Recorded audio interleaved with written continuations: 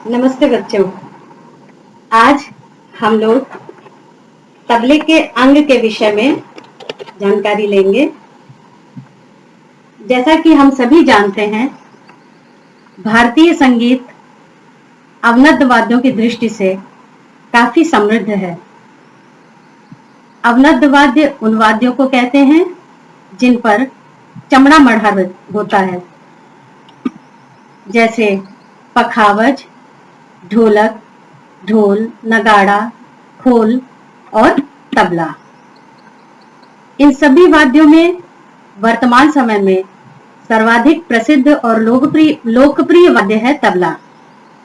चाहे गायन की शास्त्रीय विधा हो, सुगम संगीत हो, लोक संगीत हो अथवा सितार, सरोद, बांसुरी आदि वाद्यों के साथ संगति हो, या नृत्य के साथ संगत करनी हो, या फिल्मी संगीत के साथ बजाना हो, हर प्रकार के संगीत के साथ तबला वाद्य की संगति अत्यंत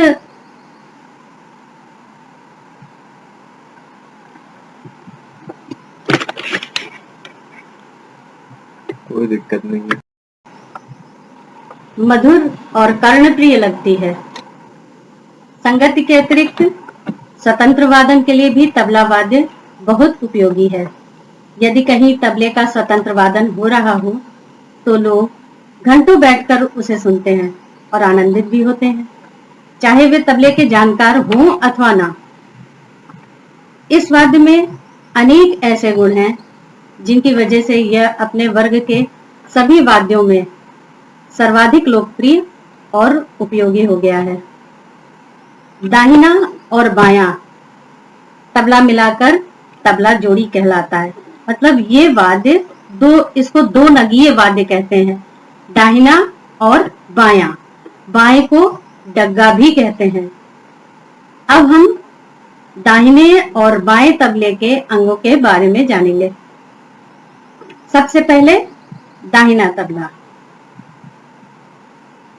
इसे दाहिना तबला कहते हैं। ये चूंकि दाहिने हाथ से बजाया जाता है इसलिए इसे दाहिना तबला कहते हैं।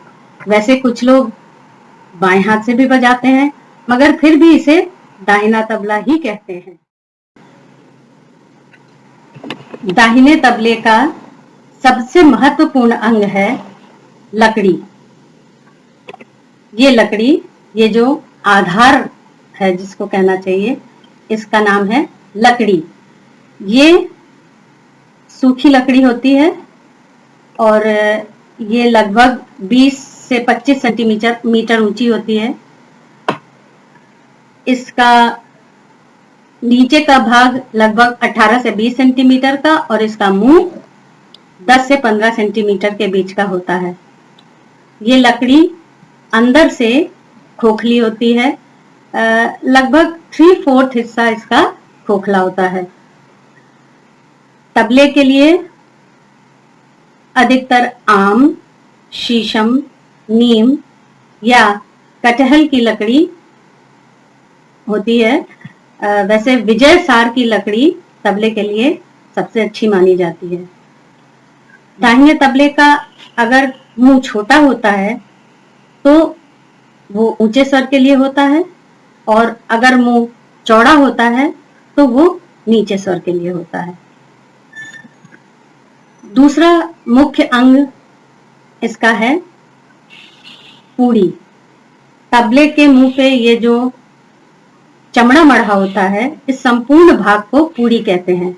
इसके अंतर्गत स्याही, लव, चाटी, गजरा आदि ये सब आते हैं।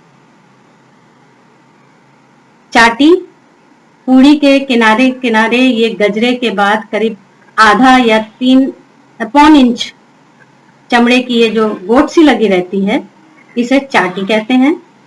इसे किनार भी कहते हैं। तबले के बीचों बीच ये जो काले रंग का मसाला लगा रहता है गोल आकृति में, इसे स्याही कहते हैं। ये लोहे की जाली के चूर्ण को में लेई आदि मिला के उससे बनाया जाता है, इसे स्याही कहते हैं। चाटी और स्याही के बीच का ये जो भाग होता है, चमड़ी का भाग, इसे लव कहते हैं। चाटी, स्याही, ये लव। नेक्स्ट है गजरा। पूड़ी के किनारे चारों ओर चमड़े की ये जो गुथी हुई चोटी रहती है गजरे के समान, इसे गजरा कहते हैं। इसमें 16 छेद होते हैं, 16, जिन्हें घर भी कहते हैं, और इन्हीं में से बद्धी डालकर इस पूड़ी को तबले पर कसा जाता है। नेक्स्ट है बद्धी। ये गजरे के छिद्र में से जाने वाली ये जो चमड़े की लंबी डोर जैसी रहती है, पट्टी रहती है, इसे बद्धी कहते हैं। ये बद्धी पूड़ी को लकड़ी से कस के रखती है। दाहिने तबले में नीचे पेनी में ये चमड़े की जो पट्टी लगी रहती है, छोटी सी गोल, इसे गुड़री कहते हैं, जिसके बीच से बद्धी लकड़ी में ये देखिए पहनाई जाती है। इसी से पूड़ी तबले में कसी रहती है, इसे कहते हैं गुड़री। नेक्स्ट अंग है ये गोल गट्टे, लकड़ी के गट्टे। ये बहुत ही महत्वपूर्ण अंग है दाहिने तबले का। ये संख्या में 8 होते हैं और तबले के गट्टे के द्वारा ही दाहिने तबले के स्वरों को ऊपर या नीचे किया जा सकता है। जब हम गट्टे पर आघात करते हैं, गट्टे को नीचे करते हैं, तो तबले का स्वर ऊपर होता है, और जब हथौड़ी के आघात से गट्टे को ऊपर करते हैं तो तबले का स्वर नीचा होता है। इसलिए ये गट्टे बहुत ही उपयोगी हैं। इस प्रकार ये हुए दाहिने तबले के अंग। अब हम बाएं तबले अर्थात डग्गे के अंगों को देखेंगे।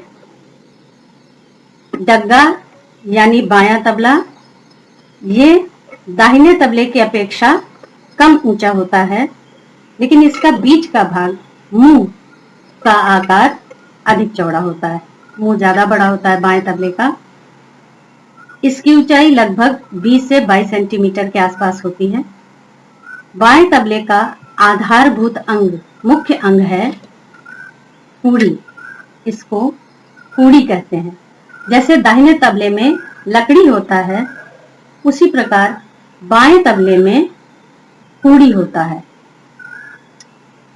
ये पूड़ी पहले मिट्टी की बनी हुआ करती थी, लेकिन बहुत जल्दी टूट जाने के कारण बाद में इसे तांबे, पीतल या लोहे की बनाई जाने लगी।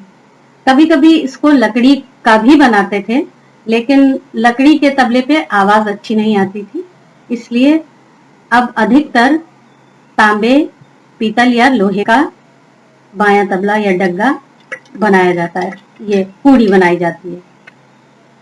पूड़ी के ऊपर दाहिने तबले की ही भांति ये जो चमड़ा मड़ा होता है, इसे पूड़ी कहते हैं, और इसी पूड़ी के अंतर्गत स्याही, मैदान और गोट, ये तीनों अंग, इनका समावेश रहता है। गोट, इस अंग को गोट कहते हैं। पूड़ी दाहिने तबले में जैसे ये चाटी होती है, उसी तरह बाएं तबले में इसे गोट कहते हैं। ये चमड़े की पट्टी रहती है मोटी, इसे गोट कहते हैं। इसका मुख्य उद्देश्य पूड़ी को सुरक्षित रखना है। पूड़ी की जो मुख्य खाल है, उसकी सुरक्षा करना इसका मुख्य उद्देश्य है। स्याही, पूड़ी के एक किनारे की तरफ गोल आकृति में ये मसाला लगा रहता है काले रंग का, दाहिने तबले की ही भांति। इसे स्याही कहते हैं।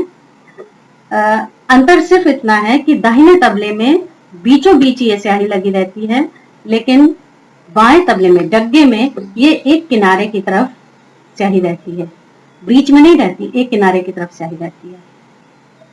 नेक्स्ट, मैदान।